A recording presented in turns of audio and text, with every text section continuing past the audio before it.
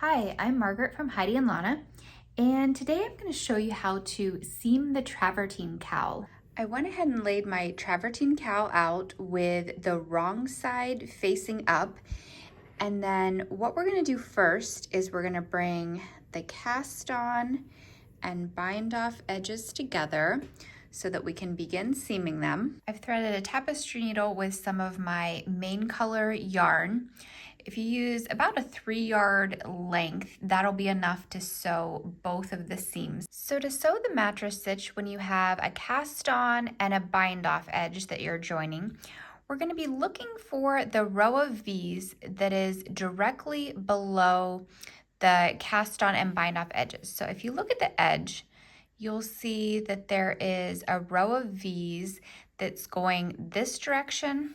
It's a little hard to see in the farmhouse colorway. Let's look at it in this color. So do you see that row of V's that's going right along the edge this way? And then you'll see it's the same on the bind off edge.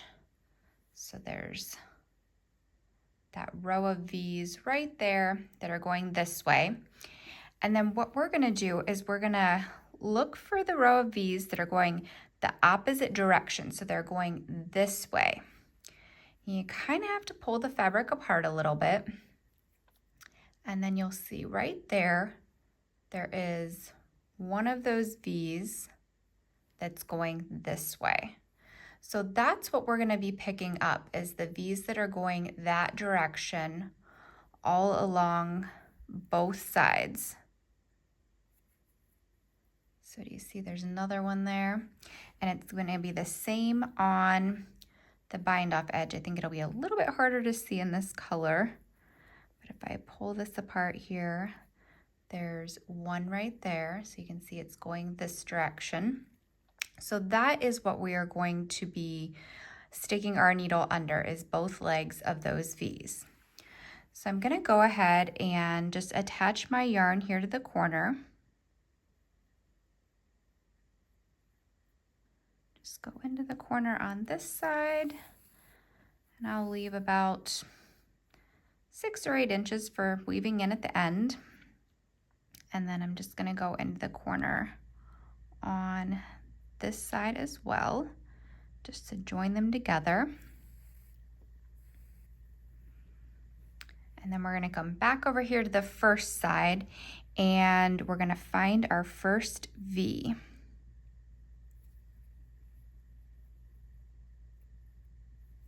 It's definitely harder to see in a darker color. So there it is. I'm just going to stick my needle under both legs of the V. And after you do the first one, it gets a little easier because our needle will go back into the same hole that it came up out of on the previous stitch. So I'll show you that after I get to my second one on both sides. So then I'm going to come over here to the cast on side, and I'm going to pick up my first V on this side. And then we'll come back over here to this side, and this is where you can see where my yarn is coming up out of here. And so the next one is going to be right above that. And so I'm going to stick my needle into the same hole and pick up the next V. Can you see that there?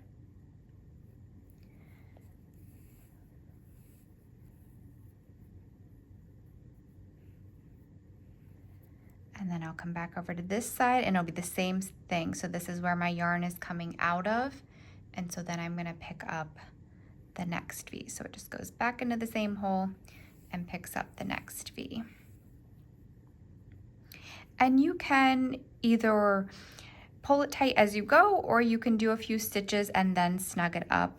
Either way works. It's a little quicker if you do a few stitches and then tighten it. But sometimes it's fun to just see how it's looking as you go too. So you'll just continue across in that manner until you've reached the end of your cast on and bind off edges. I've finished sewing those edges together, and you can see what a nice invisible seam the mattress stitch makes. It does create a bit of a ridge on the other side, but that won't matter since that'll be folded to the inside. And so yeah, it just really doesn't interrupt the stitch pattern at all and just looks perfectly seamless even where there is a seam. So now we're going to fold the cowl so that we can sew the other seam.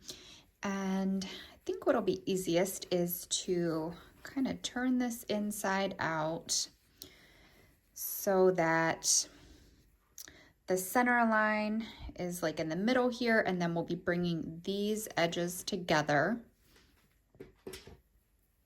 And since I cut a nice and long thread for sewing the cast on and bind off edges together, I'm just going to use that to start this seam. So I'll be starting here at this point, and yeah, let's go ahead and fold these all around so that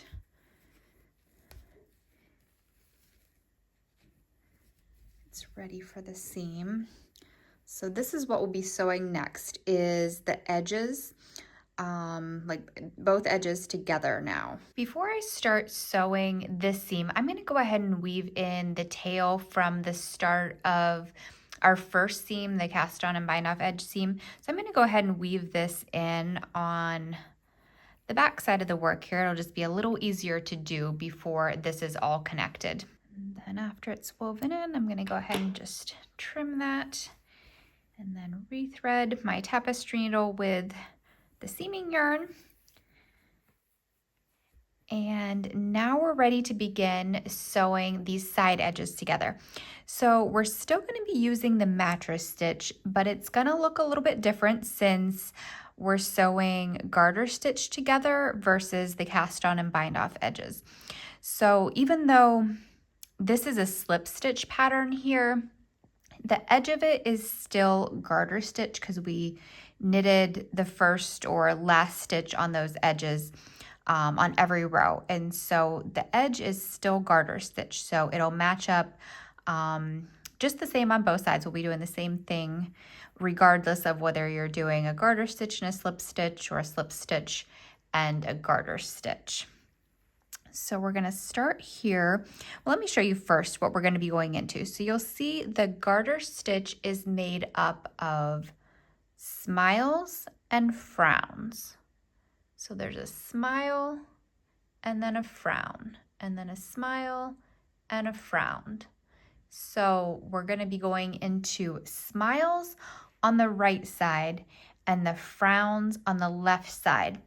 And we're going to be doing it right at the very edge.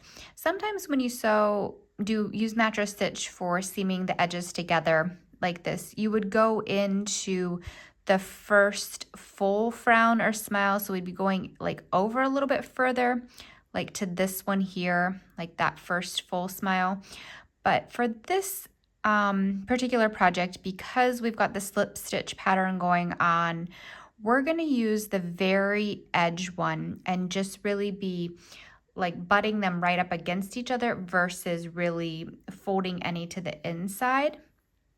And so it is a little bit harder to see sometimes to find those edge ones, especially on this side. Let me see if I can get up here close. So you'll see this is going to be the smile on this side, and it's easier to see if you kind of look for the frown because it'll be a full one here, and then this part's just kind of like a half of a smile versus that first full one that's over here. So this is what we're going to go into on this side. And then over here on this side, I think I'll show you in this color. It might be a little bit easier to see. We're going to go into the frown. So, and that's a little easier to see because it's more of a full one there. So like there's a frown, there's a frown, there's a frown. And you can see like there's the first full smile under the frown kind of over to the left there. So that is what we're going to be going into on this side. So I'm going to start here by matching these up each section. So I want to go into the first one here on this section because these are the two sections here that I'm going to be connecting these two right here. So this one is extra hard to find because it's also where our seam started. So There it is. Okay, so we're gonna go in here. So the smile, and then come back over here, and we're gonna find that frown. So right there.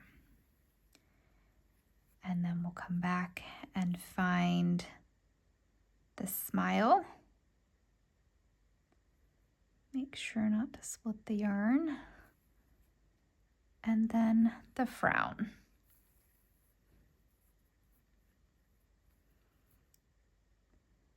And then the smile.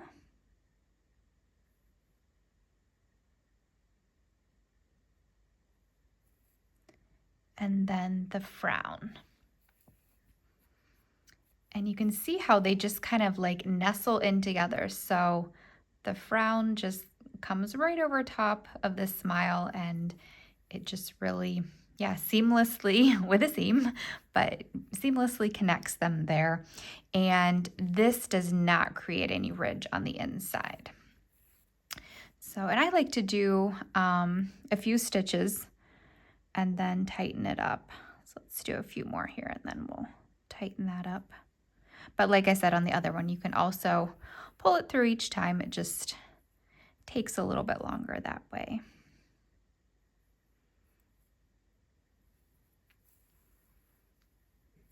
Okay, and then we'll go ahead and tighten this up.